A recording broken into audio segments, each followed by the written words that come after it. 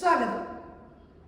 ഇന്ന് നമുക്ക് ഏതൊരു സംഖ്യ കണ്ടാലും അത് ഏതൊക്കെ സംഖ്യകളുടെ ഗുണിതമാണെന്ന് ഒറ്റ നോട്ടത്തിൽ കണ്ടെത്താനുള്ള വഴി മനസ്സിലാക്കിയാലോ? തുടങ്ങാം. അതായത് ഏതൊരു സംഖ്യയും ഒന്നിൻ്റെ ഗുണിതമാണല്ലോ. അത് മറ്റൊരു തരത്തിൽ പറഞ്ഞാൽ എല്ലാ സംഖ്യകളും ഒന്നിൻ്റെ ഗുണിതമാണ്. ഇനി മറ്റൊന്ന്, രണ്ടിൻ്റെ ഗുണിതമാണെങ്കിലോ എന്താണ് പ്രത്യേകത? പറഞ്ഞോളൂ. അതെ, രണ്ടിൻ്റെ എല്ലാ ഗുണിതങ്ങളും ഇരട്ട സംഖ്യകളാണ്. അതായത് ഏതൊരു ഇരട്ട സംഖ്യയും രണ്ടിൻ്റെ ഗുണിതമാണ്. ഇനി മൂന്നിൻ്റെ ഗുണിതത്തെ എങ്ങനെ മനസ്സിലാക്കാം? അതിനുമുണ്ട് ഒരു എളുപ്പ വഴി. അതായത് സംഖ്യയിലെ അക്കങ്ങളെ തമ്മിൽ കൂട്ടി നോക്കുക. ഈ കൂട്ടി കിട്ടുന്നത് മൂന്നിൻ്റെ ഗുണിതമാണെങ്കിൽ ആ വലിയ സംഖ്യ മൂന്നിൻ്റെ ഗുണിതമാണ്. ഇനി നാലിൻ്റെ ഗുണിതത്തെ മനസ്സിലാക്കാനോ? നാലിൻ്റെ ഗുണിതത്തെ മനസ്സിലാക്കാൻ സംഖ്യ എത്ര വലുതാണെങ്കിലും അവസാനം 2 0 വരുന്ന സംഖ്യയാണെങ്കിൽ അത് തീർച്ചയായും 4ൻ്റെ ഗുണിതമാണ്. ഇനി 0 അല്ലെങ്കിലോ? 0 അല്ലെങ്കിൽ അവസാനം വരുന്ന 2 അക്കങ്ങളുള്ള സംഖ്യ 4ൻ്റെ ഗുണിതമാണെങ്കിൽ ആ സംഖ്യ എത്ര വലിയ സംഖ്യ ആയിക്കോട്ടെ 4ൻ്റെ ഗുണിതമാണ്. 5ൻ്റെ ഗുണിതത്തെ കണ്ടെത്താൻ എല്ലാവർക്കും അറിയാം അല്ലേ? 1ൻ്റെ സ്ഥാനത്തെ അക്കം 5ഓ 0ഓ വന്നാൽ ആ സംഖ്യ 5ൻ്റെ ഗുണിതമാണ്. ഇനി 6ൻ്റെ ഗുണിതത്തെ എങ്ങനെ കണ്ടെത്തും? 6 എന്നത് 3ൻ്റെയും 2ൻ്റെയും ഗുണിതമാണ്. അതുകൊണ്ട് തന്നെ 6ൻ്റെ ഗുണിതങ്ങളെല്ലാം ഇരട്ട സംഖ്യകളാണ്. പക്ഷെ എല്ലാ ഇരട്ട സംഖ്യകളും 6ൻ്റെ ഗുണിതമാവില്ല. എന്താണ് കാരണം? അത് 3ൻ്റെ കൂടി ഗുണിതമാവണ്ടേ? അതായത് 3ൻ്റെ ഗുണിതമായ എല്ലാ ഇരട്ട സംഖ്യകളും 6ൻ്റെ ഗുണിതമാണ്. ഇനി 7ൻ്റെ ഗുണിതത്തെ കണ്ടെത്താൻ ഇതുപോലെ പറഞ്ഞ് അവതരിപ്പിക്കുന്നതിനേക്കാൾ ചെയ്ത് കാണിക്കുന്നതാണ് ഏറ്റവും എളുപ്പം. ഒരു സംഖ്യ ഞാൻ ബോർഡിൽ എഴുതുന്നു.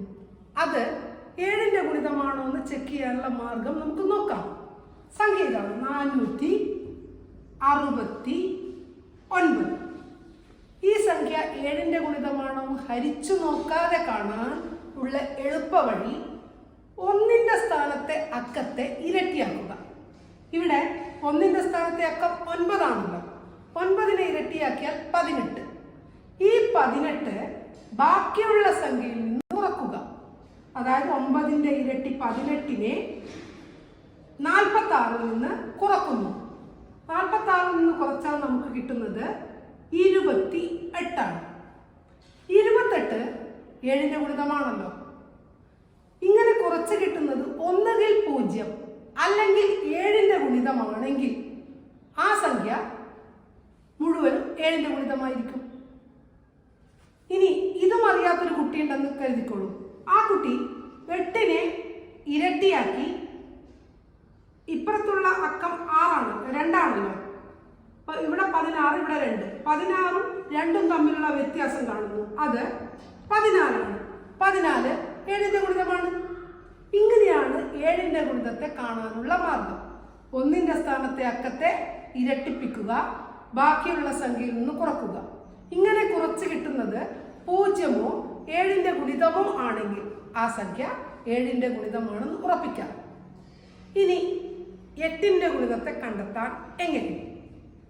നേരത്തെ 4ൻ്റെ ഗുണിതം പറഞ്ഞതുപോലെ ഇവിടെ അവസാനത്തെ 3 അക്കങ്ങളാണ് നമ്മൾ നോക്കേണ്ടത്. അവസാനത്തെ 3 അക്കങ്ങൾ 0 ആണെങ്കിൽ അത് 8ൻ്റെ ഗുണിതമാണ്. ഇനി 0 അല്ലെങ്കിൽ അവസാനത്തെ 3 അക്കങ്ങൾ ചേർന്ന് വരുന്ന സംഖ്യ 8ൻ്റെ ഗുണിതമായ ആ സംഖ്യ നമുക്ക് ഉറപ്പായും ഹരിച്ചു നോക്കാതെ 8ൻ്റെ ഗുണിതമെന്ന് ഉറപ്പിക്കാം.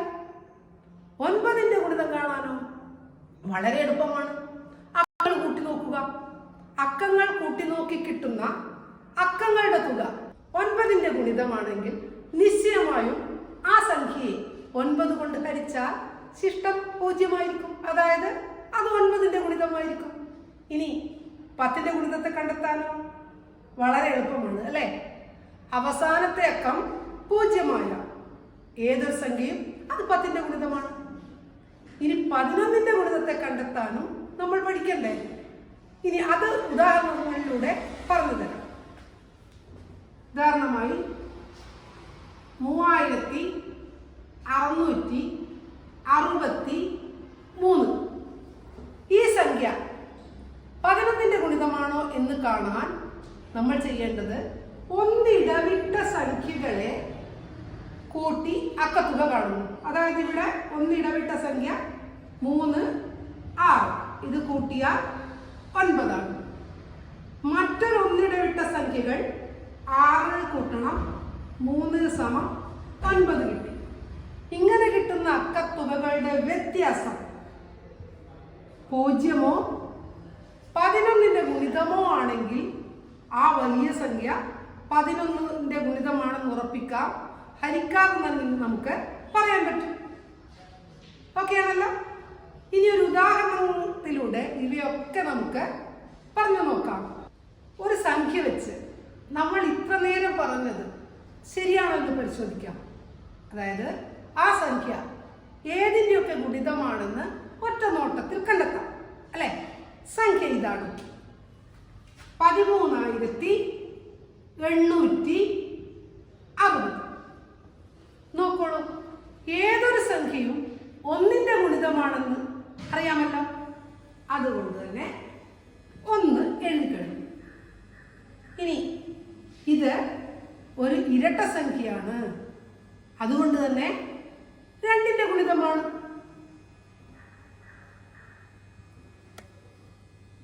3ന്റെ ഗുണിതമാണെന്ന് എങ്ങനെ നോക്കും? ശരിയാണ്, അക്കങ്ങൾ കൂട്ടി നോക്കുക, അക്കങ്ങളുടെ തുക കണ്ടെത്തുക. 1 3 4, 4 8 12, 12 6 18, 18 0 18. അതായത് അക്കങ്ങളുടെ തുക 18 ആണ്. അതിനർത്ഥം 18 3ന്റെ ഗുണിതമായതുകൊണ്ട് തന്നെ 13,860 എന്ന സംഖ്യ 3ന്റെ ഗുണിതമാണ്.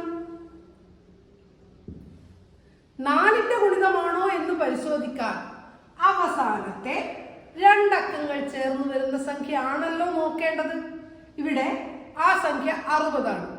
നമുക്കറിയാം 60 എന്ന സംഖ്യ 4ന്റെ ഗുണിതമാണ്. അതുകൊണ്ട് തന്നെ ഈ സംഖ്യ 4ന്റെ ഗുണിതമാണെന്ന് ഉറപ്പിക്കാം. ഇനി 5ന്റെ ഗുണിതം അതെല്ലാവർക്കും പറയാൻ പറ്റുമല്ലോ. അവസാനത്തെ അക്കം 0 ആയാലും 5 ആയാലും അത് 5ന്റെ ഗുണിതമാണ്. അതുകൊണ്ട് തന്നെ 13,860 5ന്റെ ഗുണിതം കൂടിയാണ്. 6ന്റെ ഗുണിതമാണോ എന്ന് നോക്കാൻ സംഖ്യ ഇരട്ട സംഖ്യയാവണം, 3ന്റെ ഗുണിതവുമാണ് ആവണം. അത് 2ന്റെയും 3ന്റെയും ഗുണിതമാണെന്ന് നമ്മൾ കണ്ടു കഴിഞ്ഞു. അതുകൊണ്ട് തന്നെ ഈ സംഖ്യ 6ന്റെയും ഗുണിതമാണ്. 7ന്റെ ഗുണിതമാണോ എന്നത് നമുക്ക് ചെയ്തു നോക്കാം, എന്നിട്ട് പറയാം. നോക്കിക്കോളൂ, 13,860. 13,860 6ന്റെ ഇരട്ടിയായ 12 138 നിന്ന് കുറച്ചു നോക്കാം. 138 നിന്ന് 12 കുറച്ചാൽ നമുക്ക് കിട്ടുന്നത് 126 ആണ്. വീണ്ടും 6നെ ഇരട്ടിയാക്കി 12 നിന്ന് കുറക്കാം. 12 നിന്ന് 12 കുറച്ചാൽ കിട്ടുന്നത് 0 ആണ്. ഇങ്ങനെ കുറച്ചാൽ കിട്ടുന്നത് 0മോ 7ന്റെ ഗുണിതമോ ആണെങ്കിൽ ആ സംഖ്യ 7ന്റെ ഗുണിതമാണെന്ന് ഉറപ്പിക്കാം. 13,860 7ന്റെ ഗുണിതമാണ്. 8ന്റെ ഗുണിതമാണോ എന്ന് കണ്ടെത്താൻ നമ്മൾ നോക്കേണ്ടത് അവസാനത്തെ 3 അക്ക സംഖ്യയാണ്. 860 8ന്റെ ഗുണിതമാണെങ്കിൽ 13,860 8ന്റെ ഗുണിതമാണ്. 860നെ 8 കൊണ്ട് ഹരിച്ചാൽ ശിഷ്ടം 0 ആണ്. അതുകൊണ്ട് തന്നെ ഈ സംഖ്യ 8ന്റെ ഗുണിതമാണെന്ന് ഉറപ്പിക്കാം. 9ന്റെ ഗുണിതമാണോ എന്ന് എങ്ങനെ നോക്കും? അക്കങ്ങളുടെ തുക 9ന്റെ ഗുണിതമാണെങ്കിൽ നമുക്ക് ഉറപ്പിക്കാം. നോക്കൂ, നേരത്തെ 3ന്റെ ഗുണിതമാണോ എന്ന് ഉറപ്പിക്കാൻ അക്കങ്ങളുടെ തുക കണ്ടെത്തിയിട്ടുണ്ട്. അത് 18 ആണ്. 18 9ന്റെ ഗുണിതമാണ്. അതുകൊണ്ട് തന്നെ ഈ സംഖ്യയും 9ന്റെ ഗുണിതമാണ്. 10ന്റെ ഗുണിതം ഗുണിതമാണെന്ന് കണ്ടെത്താൻ ഏതൊരു കൊച്ചുകുട്ടിക്കും കഴിയും അല്ലെ? അവസാനത്തെ അക്കം മാത്രം നോക്കിയാൽ മതി. ഇവിടെ അവസാനത്തെ അക്കം 0 അതുകൊണ്ട് തന്നെ ഈ സംഖ്യ 10ന്റെ ഗുണിതമാണ്.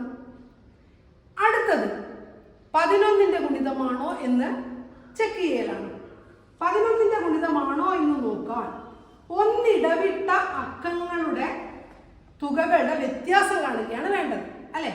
ഇവിടെ ഒന്നിടവിട്ട അക്കങ്ങളെ ആദ്യം മാർക്ക് ചെയ്യുന്നു. 1, 8, 0. അവ തമ്മിൽ കൂട്ടിയാൽ കിട്ടുന്നത് നമുക്ക് നോക്കാം. 1 കൂട്ടണം 8 കൂട്ടണം 0 സമം 9. അതുപോലെ അടുത്ത സെറ്റ് 3, 6. 3ഉം 6ഉം കൂട്ടിയാലും 9. 9ഉം 9ഉം തമ്മിലുള്ള വ്യത്യാസം 0. ഇങ്ങനെ വ്യത്യാസം 0 അല്ലെങ്കിൽ 11ന്റെ ഗുണിതങ്ങളോ ആയാൽ ആ സംഖ്യ 11ന്റെ ഗുണിതമാണെന്ന് ഉറപ്പിക്കാം. ഇവിടെ 13,860 എന്ന സംഖ്യ 11ന്റെയും ഗുണിതമാണ്. നോക്കൂ, 1 മുതൽ 11 വരെയുള്ള എല്ലാ സംഖ്യകളുടെയും ഗുണിതമാണ് നമ്മൾ ഈ എഴുതിയ 13,860. മറ്റൊരു പ്രത്യേകത കൂടിയുണ്ട്.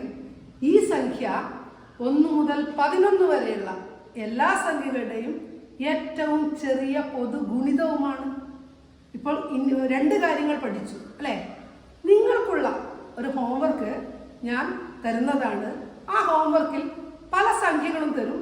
നിങ്ങൾ അതിൽ ഏതൊക്കെ സംഖ്യകളുടെ ഗുണിതമാണെന്ന് കണ്ടെത്തി അവർക്ക് നേരെ ശരിയോ തെറ്റോ ഇട്ട് വെക്കണം. ഓക്കെ ആണല്ലോ? ചെറിയൊരു ഉദാഹരണം കൂടി നമുക്ക് എടുക്കാം. രാമാനുജൻ സംഖ്യ എന്നൊരു സംഖ്യ നമ്മുടെ എല്ലാ ക്ലാസ്സിലെ ടെക്സ്റ്റിലും അതിന്റെ പ്രത്യേകതകളെ പറ്റി പറഞ്ഞിട്ടുണ്ട്. ഏതാണ് രാമാനുജൻ സംഖ്യ?